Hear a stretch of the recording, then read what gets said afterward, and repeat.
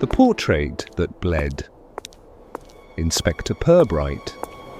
BBC Mystery Horror. The drizzle had thickened by evening, smearing the street lamps into pale, uncertain halos. From the window of his office, Inspector Purbright watched the reflection of a single umbrella drift past on the wet pavement, then vanish round the corner toward the square. He closed his notebook and leaned back, the faint smell of oilskin rising from his coat. The incident at the assembly rooms was already settling into that curious half-life which Flaxborough reserved for the mildly scandalous and possibly supernatural. He could almost hear the conversations forming over the teapots. Mrs. Pelham's portrait, bleeding through its varnish like a guilty conscience. The painter, with his mournful eyes. The inspector himself, unstartled, sipping tea while art and hysteria mingled in genteel confusion. In Flaxborough, such tales gained colour more swiftly than any pigment on canvas. By morning, the town would have transformed an unexplained trickle into a moral allegory. He stood, crossed to the window, and drew the blind against the lamplight. On his desk, the telephone sat silent beside the neat stack of reports. No urgent crimes awaited him. Yet something in the quiet felt staged, like the moment before a curtain lifts. He turned the events of the afternoon over in his mind, the faint metallic scent, the look in Dag's face. Not fear, precisely, but recognition. A man who saw his secret displayed in public brushstrokes. Purbright left the station at 8, the drizzle easing into mist. The town's high street glistened like a film set prepared for melancholy. Shop windows were shuttered. The grocer's clock stopped at 9:15. Outside the Pelham house he paused. Its Georgian facade, pale and symmetrical, looked peaceful under the lamps. Yet behind one curtain he glimpsed a thin glow, the shape of a covered frame propped against the wall. He did not ring. Curiosity, to Purbright, was not an impulse to satisfy but a resource to conserve. He simply noted the hour and the faint flicker of movement, perhaps a maid adjusting drapery, before walking on toward his lodging. At home, he brewed tea, measured, unhurried, letting the steam rise and curl against the ceiling. The sound of the kettle was comforting. He imagined, somewhere across town, Mrs. Pelham doing the same with trembling hands.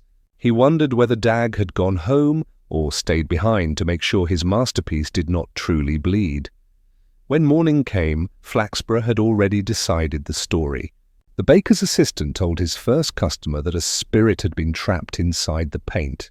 The chemist swore the blood was real. He had seen it, though in fact he had not.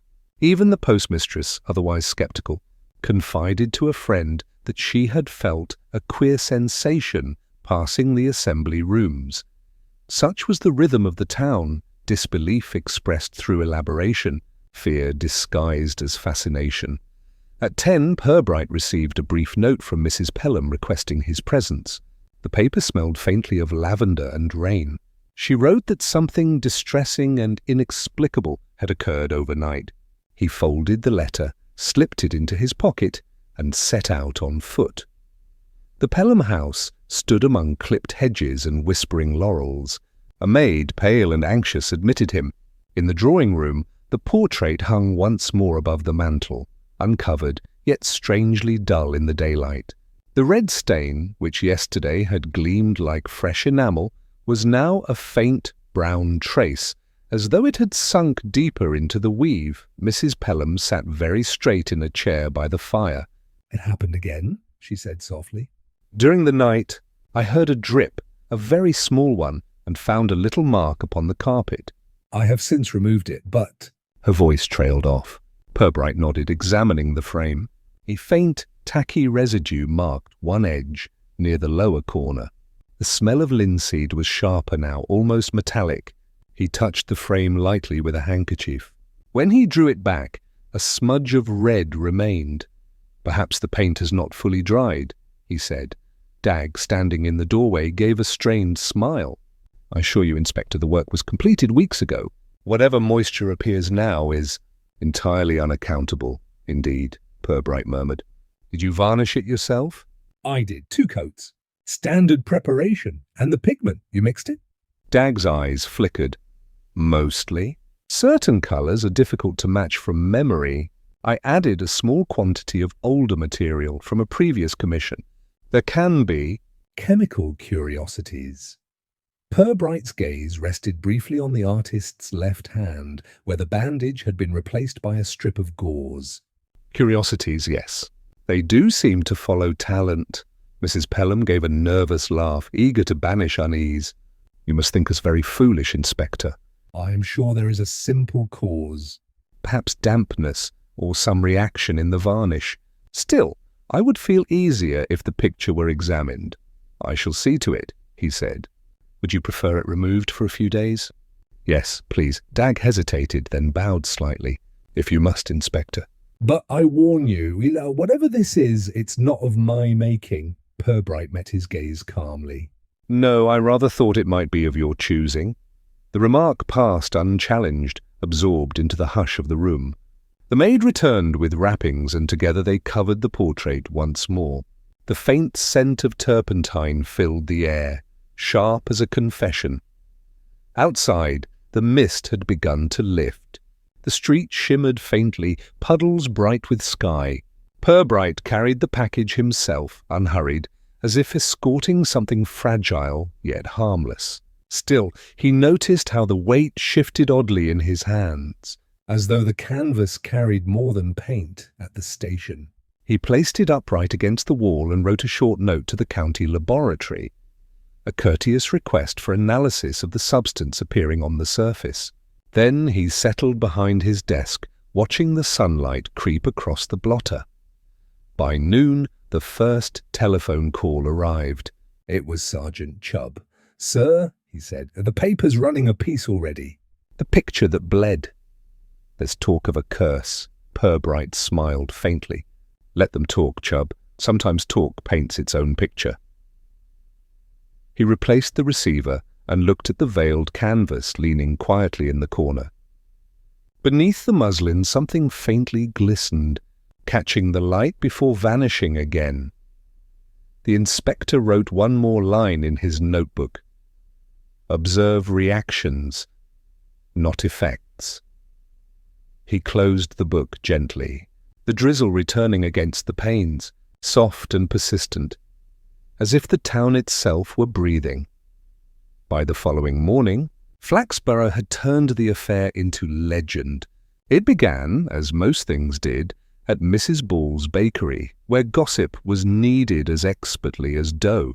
By 9 o'clock, the bleeding portrait had become the cursed likeness, and by 10 it was being referred to in lowered tones as that dreadful painting. Each retelling improved upon the last. One version claimed the late Mr. Pelham's eyes had opened in reproach. Another insisted that the stain had dripped onto the floorboards in the exact shape of a heart. Inspector Purbright, meanwhile, read the morning paper with mild resignation. The headline, "Flaxborough's Bleeding Art, Local Widow's Portrait Shocks Town," had been positioned directly above an advertisement for a tonic, promising renewed vitality in men of advancing years. He suspected that both articles would find an eager readership. He folded the paper, placed it neatly on his desk, and reached for his tea. Outside, the drizzle persisted with the quiet determination of civic duty. By mid-morning, Sergeant Chubb entered, carrying a tray of letters and an air of expectant curiosity. "Quite the stir, sir." "Half the town's been past the assembly rooms this morning, just to see the spot." "Was there a spot?" Purbright asked without looking up. "There is now, sir. Someone's painted a little red circle on the door. For identification purposes, I imagine." Purbright allowed himself a smile. "Human imagination, Chubb, is a generous artist." The sergeant coughed politely. "Miss Teatime's been making inquiries of her own. She says she's helping the vicar interpret the matter." That afternoon, Purbright strolled toward the high street, hands clasped behind his back, watching as curtains stirred at his passing. The Pelham affair had infused the town with delicious unease. Shopkeepers lowered their voices when he entered. Mrs. Ball herself, flower-dusted and faintly conspiratorial, leaned across her counter to confide that the widow's maid had resigned on the spot, declaring she'd heard breathing from the covered portrait. "It's the gilt, Inspector," she said knowingly. Paint traps things, don't it? "What's done, what's not forgiven," Purbright nodded, paid for a modest slice of fruitcake and departed before her theory expanded to theology. He found Miss Teatime on her usual perch in the tea-room by the square, surrounded by china cups and speculation. She greeted him with a smile that suggested mischief, then slid a newspaper toward him. "You'll be delighted to know, Inspector, that you're now being referred to as Flaxborough's man of reason in the face of mystery. Quite the tribute."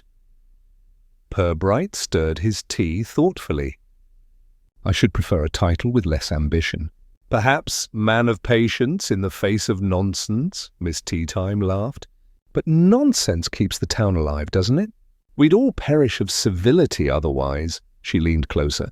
"Between ourselves, I rather think poor Mrs. Pelham's portrait is bleeding her husband's secrets.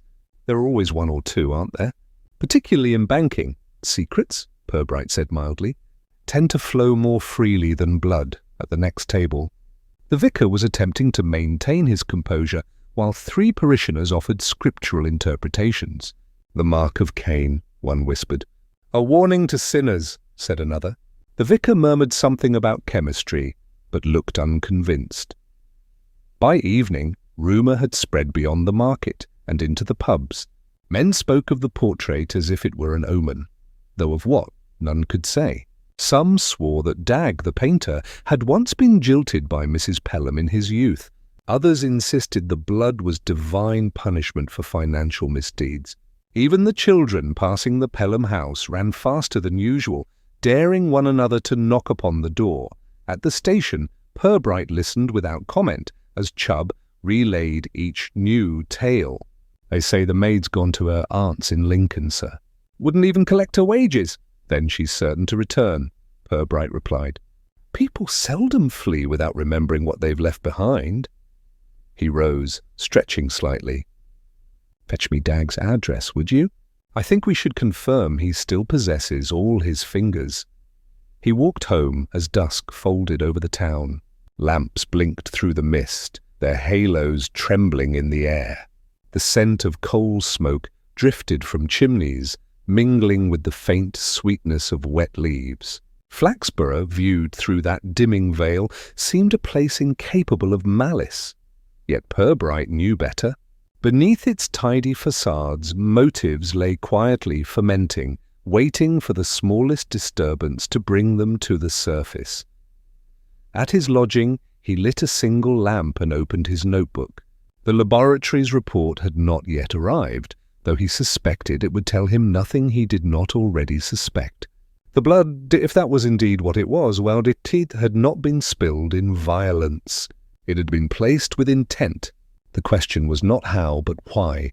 Outside, the rain strengthened, drumming softly on the panes.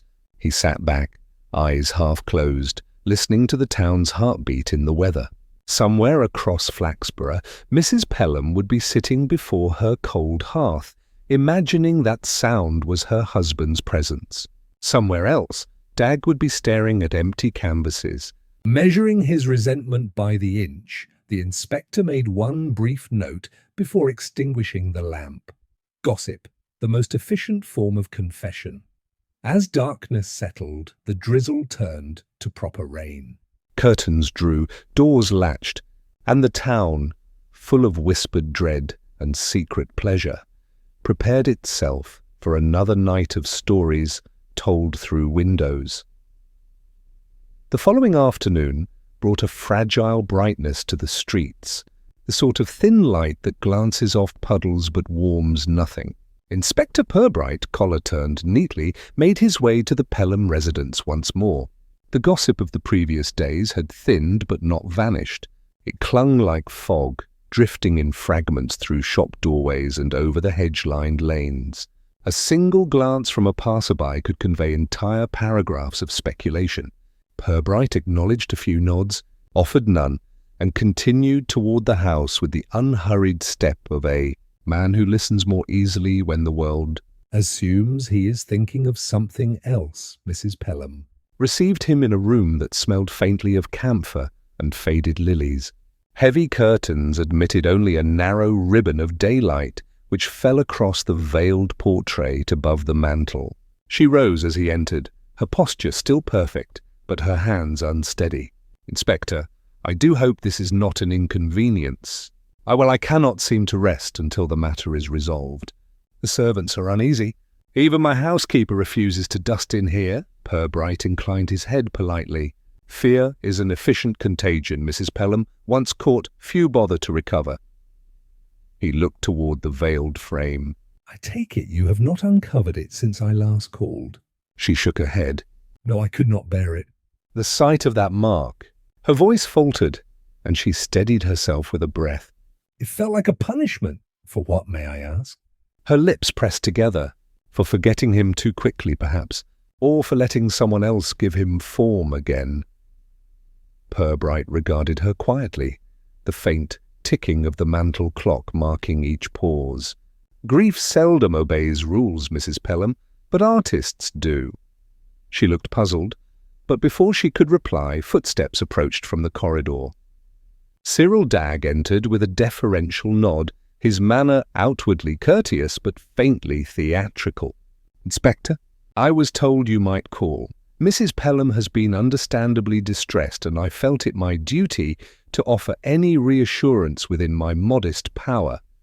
Purbright gestured toward a chair. "Reassurance, Mr. Dagg, is a form of art itself." "Won't you sit?" Dagg smiled thinly. "If it helps soothe a patron's nerves, I am happy to perform it." He seated himself carefully, folding his long fingers on one knee. The faint smell of turpentine and tobacco clung to him. I trust the laboratory found nothing sinister. "Not yet," Purbright replied. "Their report is expected this week. In the meantime, perhaps you might help me understand the composition. You mentioned, I think, that some older pigments were used." Dagg's eyes narrowed slightly. "Indeed, a remnant from a previous work. I dislike waste, and certain shades of vermilion are difficult to reproduce." It seemed harmless. "Vermilion?" Purbright repeated thoughtfully. "A bold choice for a memorial portrait." "The late Mr. Pelham had a complexion that resisted pallor," Dagg said with a touch of defiance. "Besides, colour is emotion, Inspector. Art is not a photograph, it must breathe." Purbright smiled faintly. "And sometimes it does." Mrs. Pelham shifted in her seat. "Mr. Dagg, you told me the colour was from your own preparation." He hesitated, glancing between them. "Largely, yes. Though I confess I may have added a few drops of a fixing medium, an old formula of mine. It deepens tone, prevents fading." "Fascinating," Purbright said evenly. "And what is this medium made from?" Dagg's hand moved to his bandaged thumb. "Oil, resin, a trace of alcohol, and blood?" The artist froze. The silence between them lengthened until the clock ticked twice. You misunderstand me, Inspector. I cut myself during work, as any craftsman might. A smear on the brush, perhaps. Nothing deliberate. Purbright nodded as though satisfied. Of course, accidents, like inspiration, are unpredictable. Mrs. Pelham rose abruptly and crossed to the window, her profile pale against the dim light. Please, both of you, must we speak of blood? It feels indecent. Dagg stood at once, his voice soft. Forgive me, madam. I would never cause you distress. The portrait was meant as tribute, not torment. Purbright observed the exchange with calm detachment. And yet, he said gently, the two so often arrive together. The words hung in the air. Dagg turned away, feigning interest in the fireplace. I suppose art has its hazards. The past clings to everything we touch. Perhaps that's what you see, seeping through the paint, memory refusing to dry. That's a poet's explanation, Purbright said. I prefer smaller truths. He stepped closer to the veiled painting and bent slightly. The fabric fluttered as he lifted a corner, revealing a faint sheen on the lower edge of the frame. He touched it with a handkerchief, then studied the stain under the muted light. It was tacky, translucent, faintly metallic in scent. He let the cloth fall back and turned. Your materials are Distinctive, Mr. Dagg. Would you mind providing a sample of each? Purely for reassurance, Dag's smile returned, brittle this time. Naturally, Inspector. You'll find nothing more exotic than the human condition. Purbright pocketed the stained handkerchief and offered a courteous nod to Mrs. Pelham. You might try opening the curtains a little, madam. Light discourages certain fancies. After he departed, the autumn wind caught his coat as he descended the steps. The air outside smelled faintly of damp stone and turpentine. Somewhere a church bell struck 4, hollow and deliberate. He paused at the gate, looking back toward the curtained window, where 2 silhouettes stood. One rigid, one restless. At the corner he passed Miss Teatime, who appeared to materialize from nowhere, gloved and smiling. Ah, Inspector, visiting the haunted. He tipped his hat. Merely the bereaved. She gave a knowing glance toward the Pelham house. You'll find the 2 rarely far apart. Purbright smiled politely and walked on, notebook tucked beneath his arm, the faint smell of linseed oil still clinging to his sleeve. Behind him, the house seemed to sink back into its stillness, as though guarding a secret that neither grief nor artistry could quite disguise. By the week's end, Flaxborough had tidied its fright into something it could discuss over marmalade. The notion of curses and hauntings had proven briefly exhilarating, but such excitements require maintenance, and the town preferred its mysteries to come with practical endings. Now the consensus, born of confident speculation at the post office and ratified by repetition in the pub, was that the whole business had been caused by a chemical reaction. The words oxidation and capillary seepage were circulated with solemn approval, each speaker certain he understood them. The Flaxborough Citizen, ever ready to cultivate civic pride, published a cheerful editorial entitled Bleeding Art Explained, Science to the Rescue. It praised the sensible English preference for explanation over hysteria, comparing the affair to an unfortunate incident involving beetroot varnish. In 1938, the editor's satisfaction lay in the morale. That reason had prevailed. Inspector. Purbright read the piece at his desk, the corners of his mouth faintly upturned. He appreciated the town's instinct for narrative order. Once a story had been boxed, labelled and shelved, it ceased to disturb. The citizens could resume the business of living without the nuisance of uncertainty. Yet for Purbright, the comfort of a tidy story was precisely what demanded suspicion. People arranged their fears as they arranged furniture, so that they might move around them without tripping.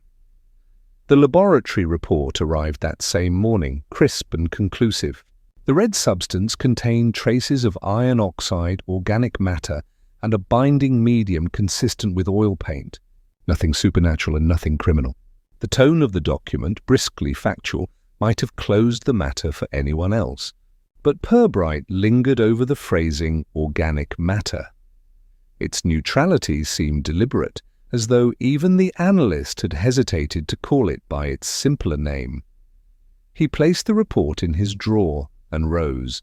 Through the window he could see Sergeant Chubb wiping down the station bicycle, a task he performed whenever gossip made him uneasy. Purbright joined him outside, the air faint with the scent of wet tar. "Well, Chubb," he said mildly, "the bleeding has ceased, the press is satisfied, and the town is restored to health. We should be grateful." Chubb straightened. "Yes, sir, though I can't help feeling it all ended a bit too neatly." Purbright smiled. An excellent instinct. "Hold on to it, but never express it. It upsets people." He took a slow walk through the high street. Windows gleamed, shop bells tinkled, and the rhythm of small-town life reasserted itself.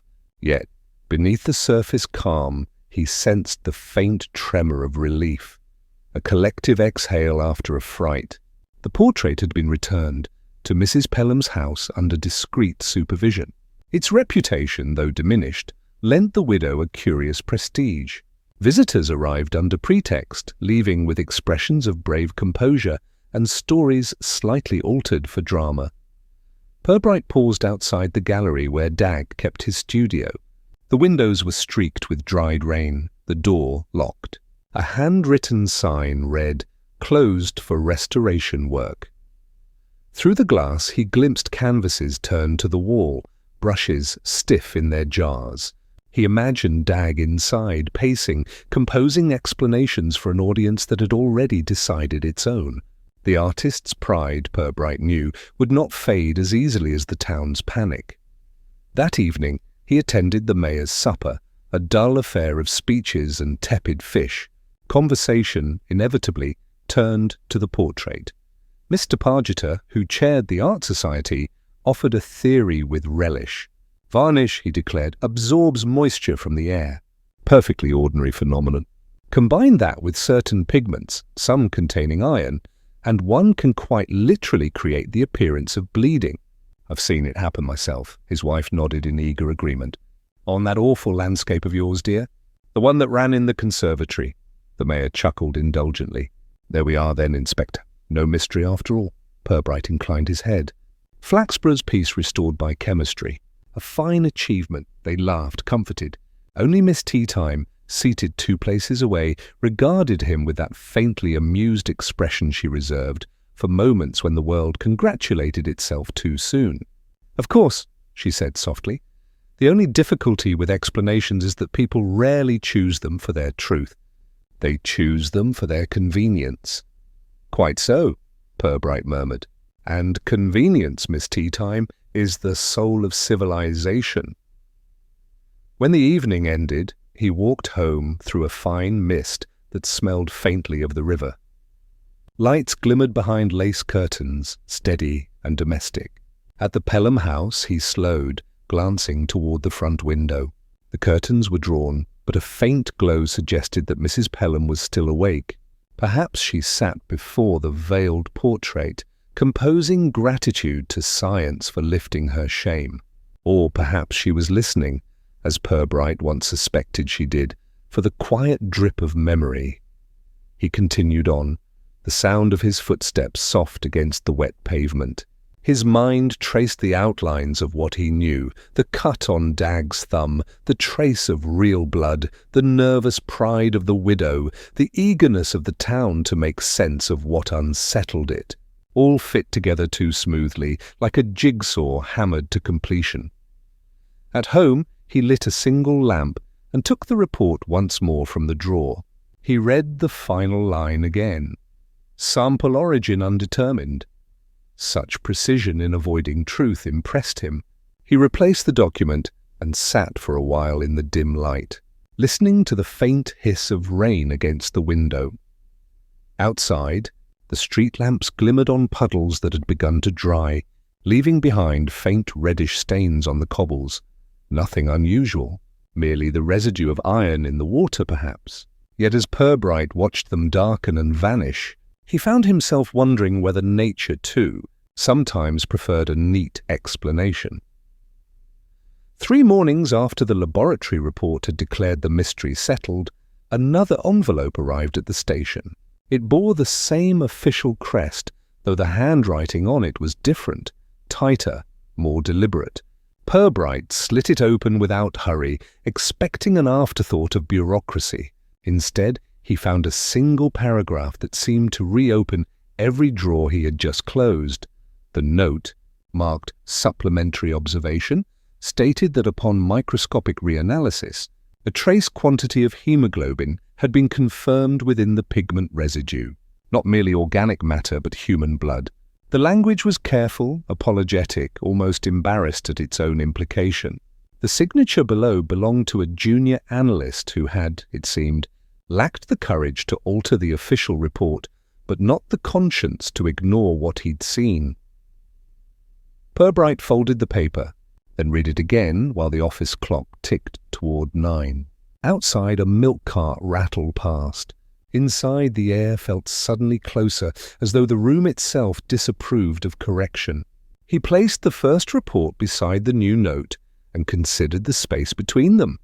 The small, silent distance where truth often hides. When Sergeant Chubb arrived, balancing his usual mug of tea, Purbright passed the paper across. An addition to our peace of mind, he said lightly. Chubb read, frowned, and lowered his voice instinctively. Blood, sir? Human? I think, Purbright interrupted gently, that we must visit Mr. Dagg once more before the town's newfound serenity becomes permanent. By the time they reached the artist's studio, a dull light pressed against the windows. The sign reading closed for restoration work still hung crookedly on the door. Dagg admitted them with a caution that bordered on irritation. His sleeves were rolled, revealing wrists spattered faintly with paint. "Inspector, Sergeant, how flattering. You return for the postscript?" "For clarification," Purbright said. "It seems the laboratory discovered an unadvertised ingredient in your pigment. Human blood, Mr. Dagg. That's rather a personal touch." Dagg's laugh was brittle. Preposterous. "A contamination, surely? They handle animal mediums all the time. Gelatine, ox bile, God knows what."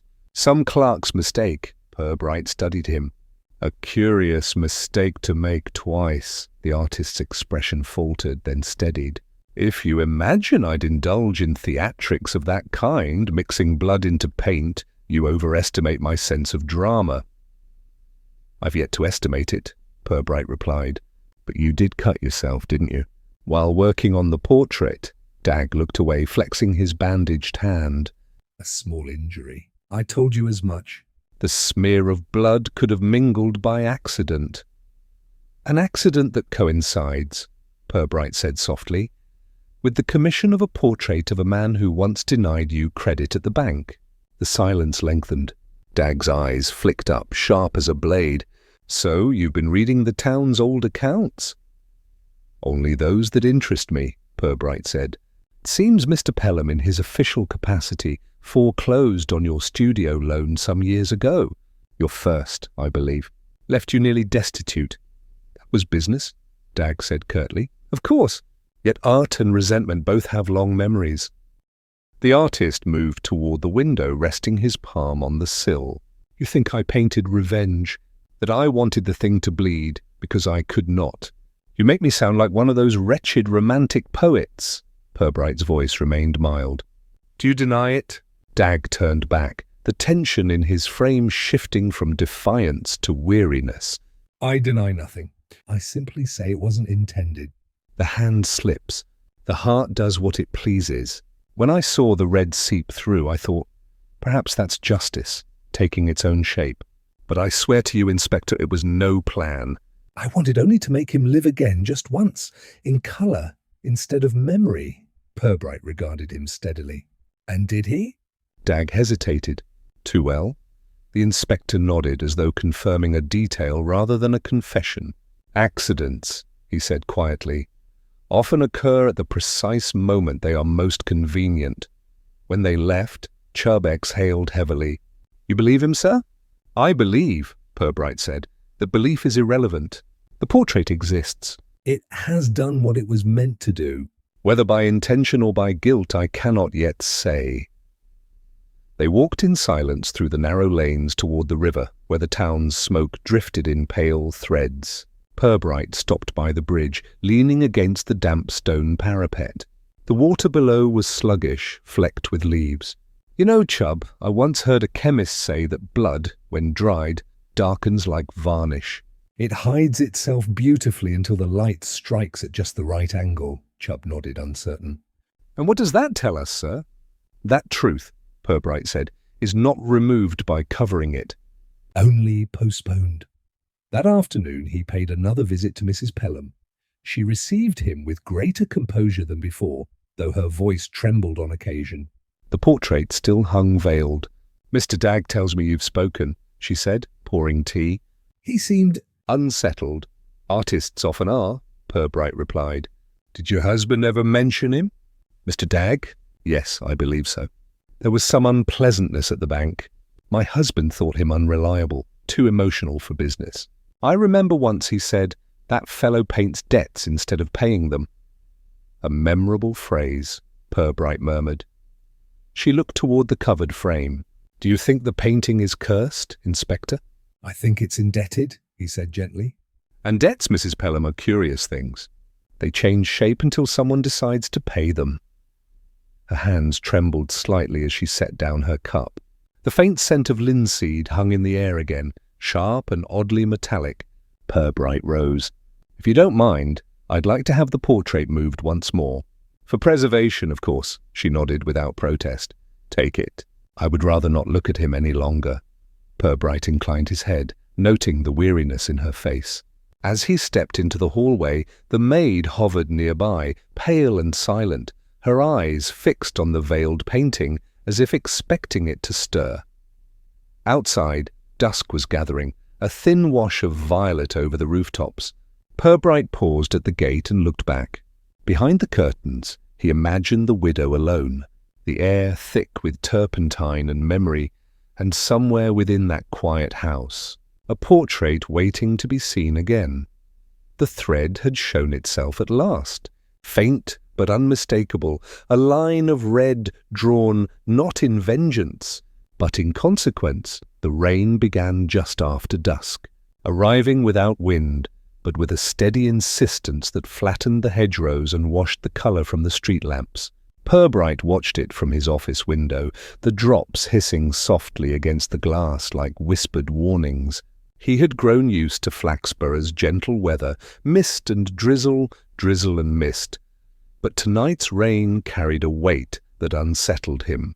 It had that particular sheen of inevitability.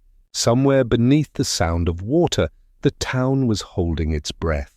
The telephone rang at 8:30. Sergeant Chubb's voice, taut and breathless, came down the line. "Sir, it's Mrs. Pelham's house." The portrait started again. "Her maid found her fainted on the floor.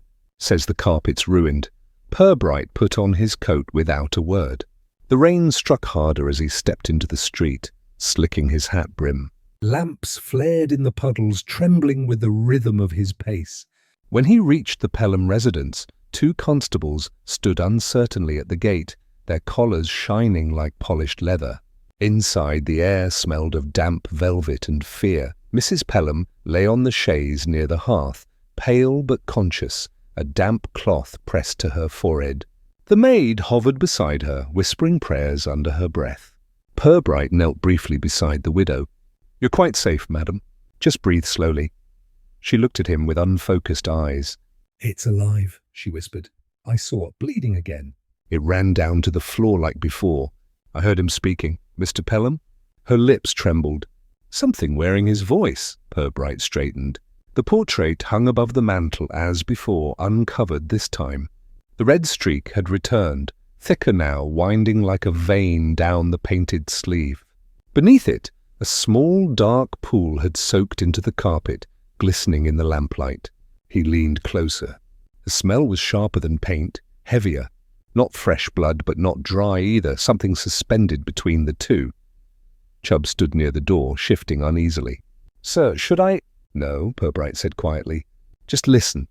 A faint tapping echoed through the house, the sound of water dripping somewhere overhead, slow and irregular. The roof, perhaps. Or not. He drew back the curtain.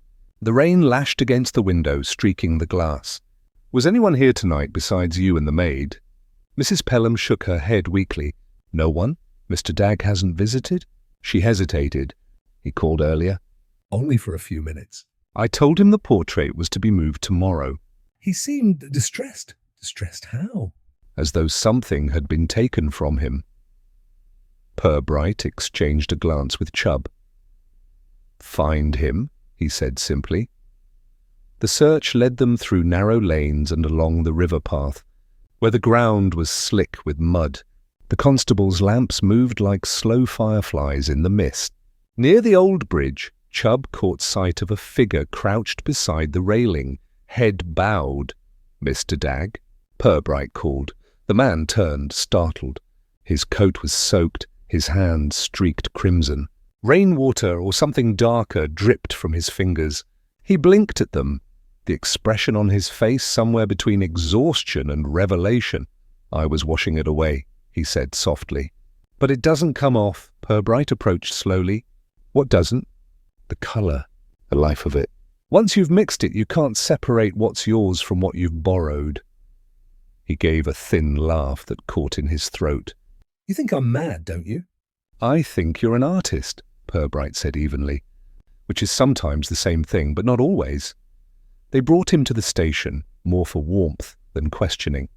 He sat in the small interview room, trembling, his wet clothes steaming faintly in the radiator's heat.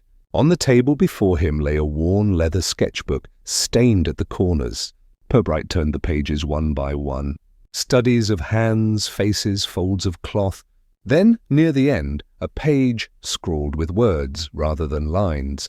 Debts paid in crimson. He looked up. Yours?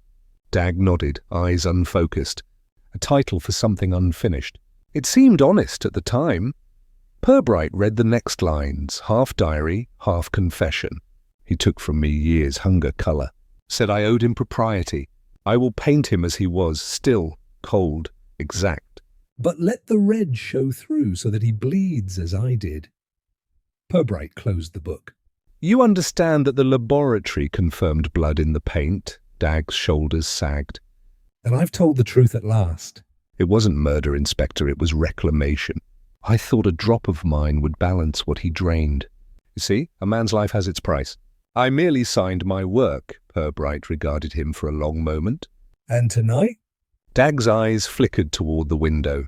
It began to run again. I thought if I stood by the river it might stop. The water takes everything in the end. He said no more after that, only sat in silence, staring at his stained hands. Purbright sent for a doctor, then left the room and walked the quiet corridor back to his office. The rain was easing, the sound on the roof softening to a whisper. He placed the sketchbook on his desk, its pages still damp, and opened it once more. The handwriting changed toward the end, more frantic, looping lines, as though written under candlelight. Beneath a rough sketch of a man seated in judgment, a single sentence had been added. They will not forget what is paid for in blood. Purbright shut the book. The lamp on his desk flickered, throwing long shadows across the wall. He thought of the widow fainting in her dim room, of the artist by the river, and of a town already preparing tomorrow's explanations. Somewhere in all of it lay the truth, though not one that any of them would wish to own. He turned down the wick and watched the flame draw itself inward, shrinking to a pin of gold before vanishing entirely. The room sank into darkness, save for the faint glimmer of the rain still clinging to the window, each drop reflecting a pale red glint, as if the night itself were remembering the colour it had been made to forget. By the next afternoon, the rain had thinned to a mist that clung to the pavements and turned every window into a pale mirror. The town, always eager to resume its composure after a storm, was already practicing calm again. Mrs. Pelham's fainting spell had been reduced, through careful retelling, to a momentary indisposition, and the latest theory declared that humidity, rather than haunting, had revived the portrait's strange condition. The explanation pleased everyone except Inspector Purbright, who found comfort suspicious when it arrived too quickly. He met Lucy tea time in the tea room on the square, a place of steam, porcelain, and discreet surveillance. She was already seated, hat slightly askew, the faintest hint of amusement in her eyes. A slice of seed cake and an untouched cup of Darjeeling sat before her, as though awaiting cross-examination. "I thought you'd come," she said, as he joined her. "The town's gossip hasn't been this flavourful in years. You can almost taste the moral panic." "Only almost," Purbright replied. "Flaxborough prefers its scandals half-cooked, tender but never raw." He stirred his tea slowly, watching the swirl settle into calm. "You've heard, I suppose, that Mr. Dag has taken a turn for the theatrical?" Miss Teatime's smile deepened. "They say he wandered the riverbank like a ghost." "I imagine he rather enjoyed the part. He played it convincingly," Purbright said. "Though I suspect the performance was for himself. There's something oddly comforting in despair when one can direct it." "Indeed, the artist's privilege," she murmured. "So what have you decided? Is it madness, guilt, or a new form of expressionism?" Purbright took a measured sip. "Neither madness nor murder, I think. What's bled in that painting isn't conscience, it's envy. Mr. Dagg didn't want Mr. Pelham dead. He wanted him immortal, but on his own terms. Miss Teatime tilted her head. Ah, the artist's old quarrel with eternity. Precisely. Pelham had power, money, reputation. Dagg had only perception and pride.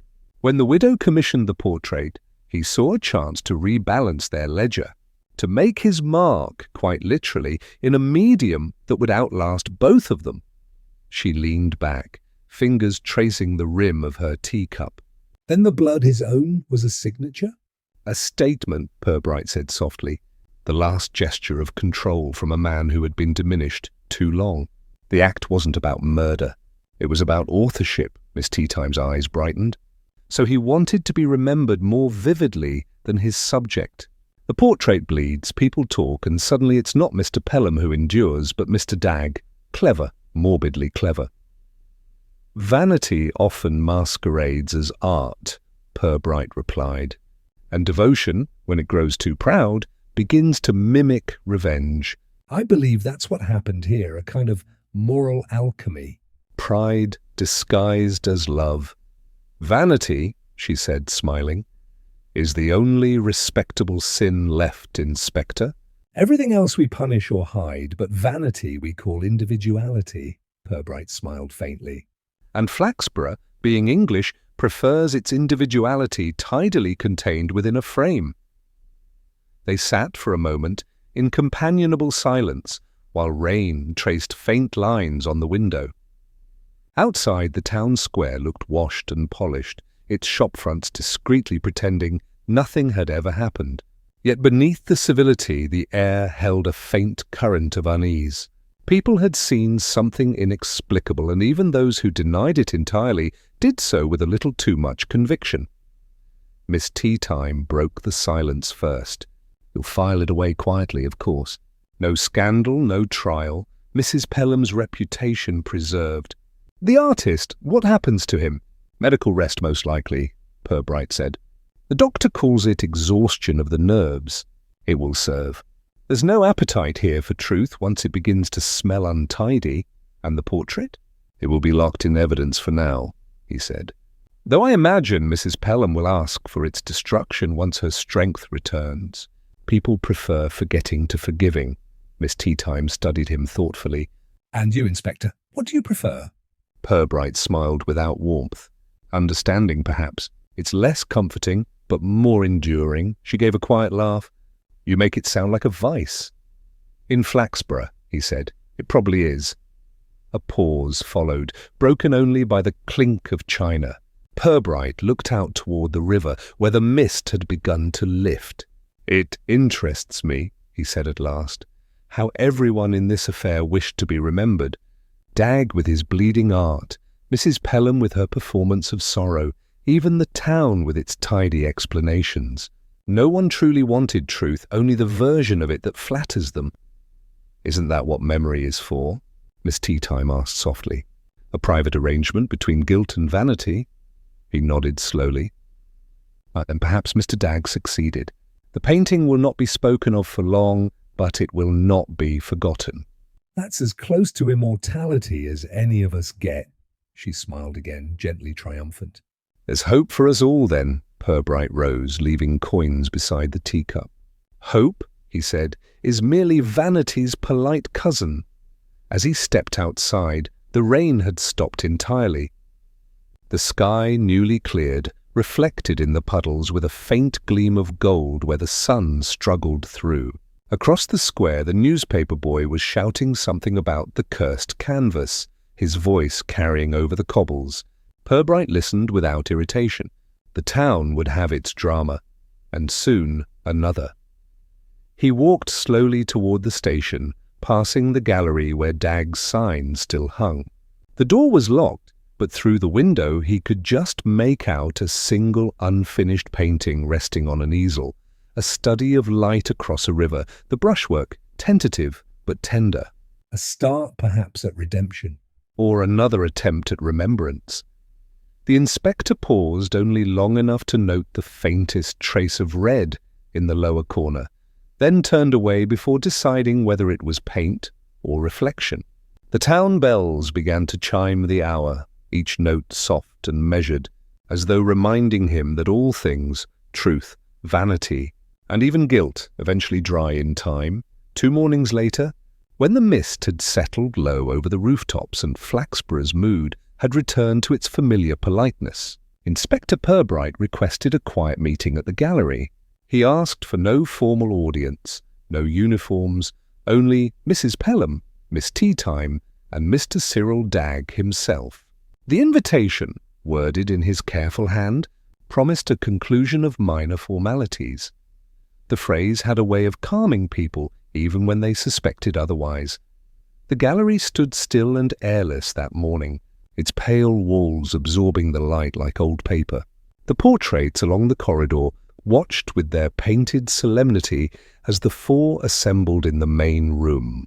Purbright had arranged a small tea service on a folding table, an odd domestic touch amid the scent of varnish and dust.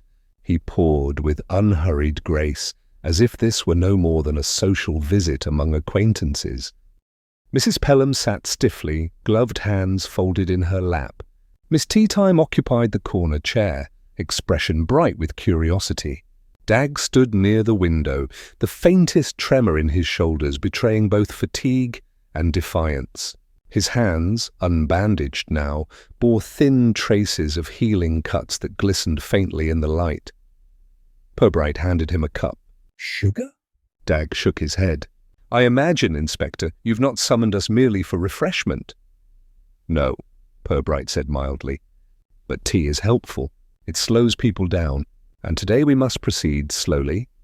He set his own cup aside and produced a folded sheet of paper from his pocket. This, he said, is the final analysis from the county laboratory. It confirms what we already suspected, that the red material on the portrait contains human blood mixed with vermilion pigment and linseed oil. No other source. No external contamination. Mrs. Pelham gave a soft cry and covered her mouth. Dagg closed his eyes, his jaw tightening. Purbright continued quietly. It also confirms that the bleeding we all observed was caused by capillary seepage through the varnish. The paint beneath was imperfectly sealed. When the air grew damp, the mixture, blood and oil, expanded and rose to the surface. There's your ghost, Mrs. Pelham. Not malice, only physics. For a moment, only the faint ticking of a nearby clock filled the room. Then Miss Teatime, ever unruffled, stirred her tea and said, So the painting wept because its maker couldn't. Purbright inclined his head. A poetic explanation, though accurate enough. He turned to Dagg. You signed your work in the most literal sense possible. Mr. Dagg, you gave it part of yourself. Dagg met his gaze, his voice low and unsteady. You make it sound calculated. It wasn't. I was tired. Bitter, yes, but tired. I cut myself cleaning a palette knife, saw the colour, and thought it would deepen the tone. That's all it was at first. A whim. Whims, Purbright said softly, are often truths we disguise from ourselves. You mixed it deliberately afterward. Repeatedly, the artist looked away. Perhaps. I wanted it to have life, my life, not his. I wanted him to be remembered as I saw him, not as the town worshipped him. I thought that if I gave him my blood, I'd finally take something back. Mrs. Pelham rose suddenly. How could you? My husband's memory, madam, Dagg interrupted with quiet intensity. Your husband ruined me. You know he did. He called in my debts, mocked me at the club, told your friends I was a fraud. And you, his voice broke. You smiled at me as if you pitied me. I couldn't bear it. When you asked for his portrait, I thought it a chance to repay him with something he'd never undo. Every brushstroke was justice. Purbright let the silence hold until Dagg's breathing steadied. Justice, he said at last, has many disguises.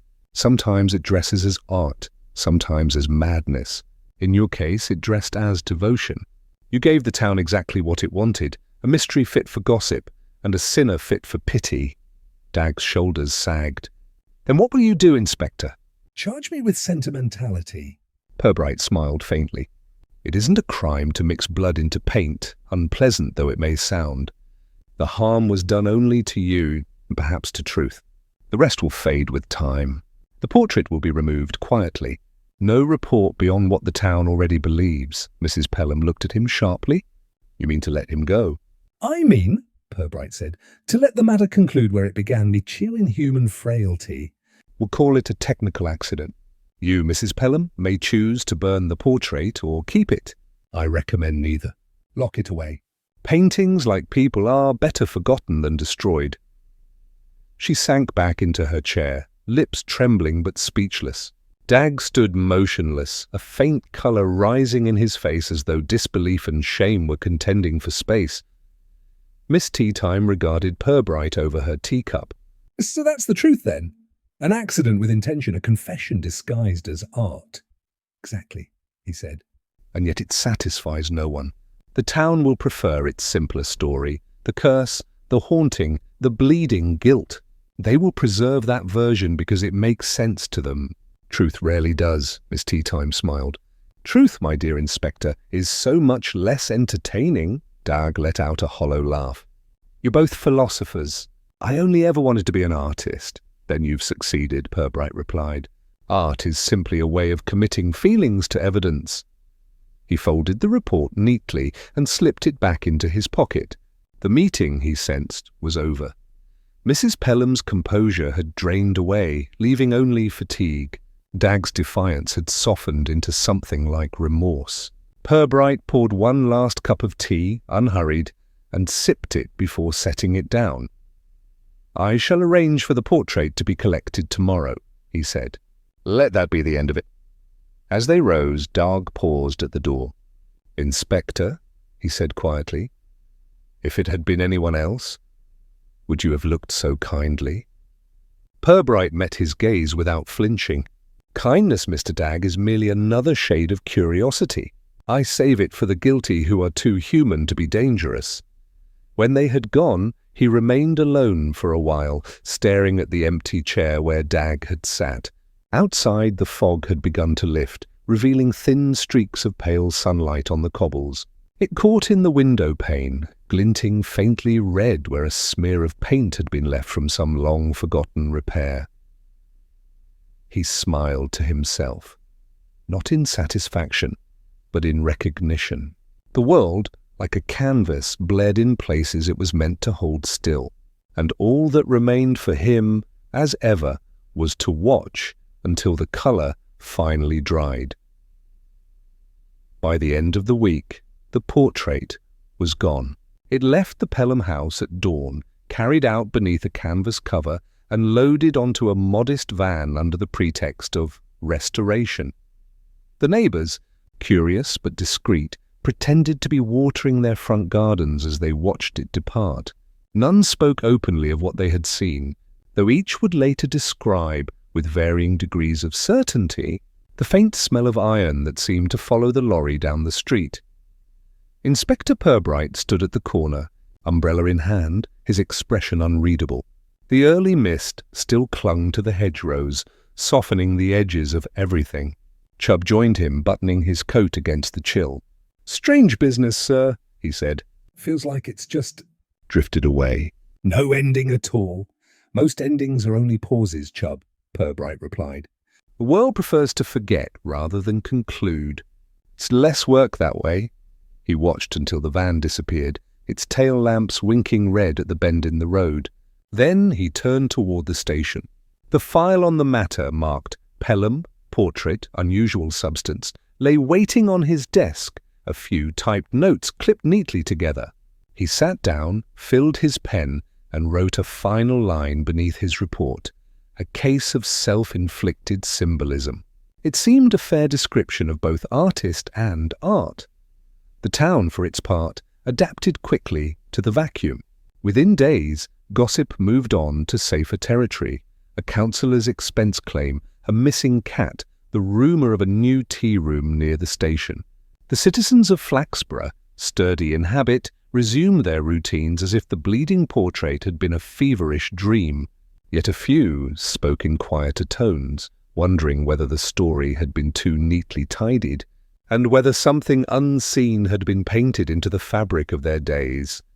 Mrs. Pelham, pale but composed, was seen at the railway station one grey morning with 2 small trunks and her companion. She told the station master she intended to stay at the coast for her nerves. The doctor nodded approvingly. The vicar offered his blessing, and Miss Teatime remarked, within earshot of 3 listeners, that the sea was excellent for guilt when taken in moderate doses. By evening the widow was gone, her house shuttered, her staff dismissed with polite notices. Cyril Dagg left soon after, though less ceremoniously. His departure, arranged by a kindly physician and funded by a quiet benefactor, was described as for convalescence. The phrase suited everyone. He boarded the same train that Mrs. Pelham had taken, though at a later hour and to a different destination, an artist's retreat somewhere inland, where, it was said, the air was clean and the company forgiving. Those who saw him off noticed his hands were bandaged again, the skin still raw from solvents or memory. He waved once through the window, not quite looking back. Purbright heard of both departures the same day. The coincidence did not surprise him. Flaxborough's dramas often ended with travel, as though the railway offered absolution. He merely noted the details, closed the file, and placed it among the archives with the same care he reserved for all unsatisfactory resolutions. That afternoon, Miss Teatime appeared at his office carrying a paper bag of sugared almonds and the unmistakable air of someone delivering commentary rather than sweets. "You've restored order, I see," she said, settling into the visitor's chair. "The widows at the sea, the painters in exile, and the town's equilibrium remains unblemished." "A perfect English solution," Purbright smiled. "We do prefer our tragedies understated. It allows the tea to remain hot." She regarded him thoughtfully. "And you, Inspector? Do you ever tire of neatness? You've uncovered the truth, but no one seems the better for it." "Truth," he said, "is like varnish.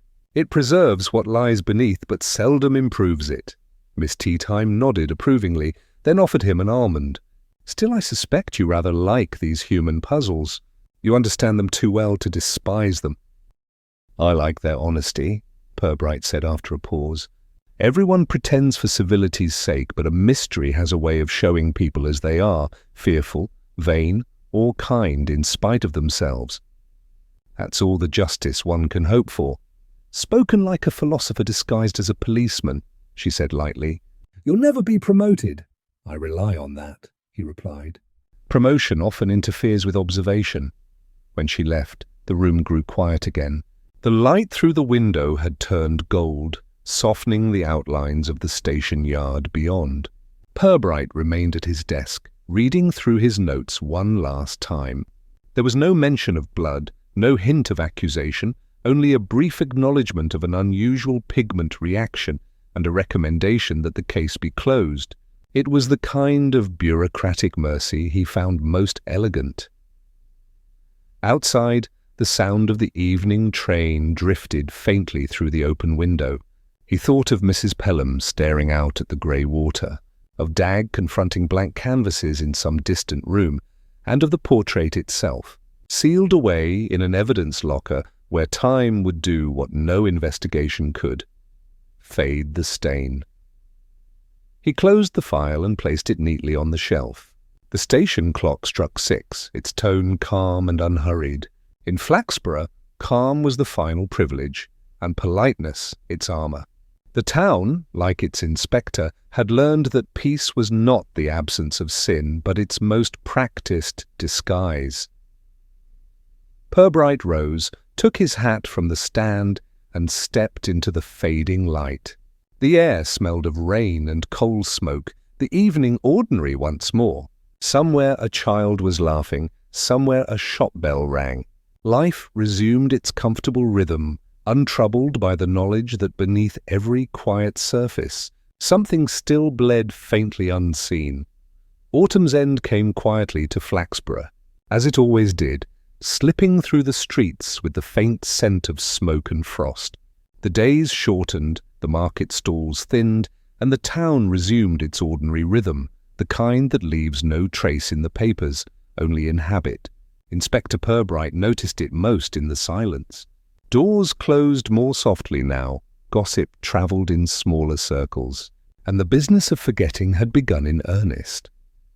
He walked each morning through the square, past the gallery where the blinds were drawn and the dust gathered evenly on the glass. The building was being prepared for a flower exhibition, something to cleanse the memory of art gone wrong. Workmen carried crates of chrysanthemums through the same doorway where, weeks earlier, a portrait had bled and polite society had flinched. Now there would be ribbons and perfume, and the town would congratulate itself on its resilience. At the police station, the routine had returned to its familiar hum. Chubb was preoccupied with a stolen bicycle. The constables debated football in low tones.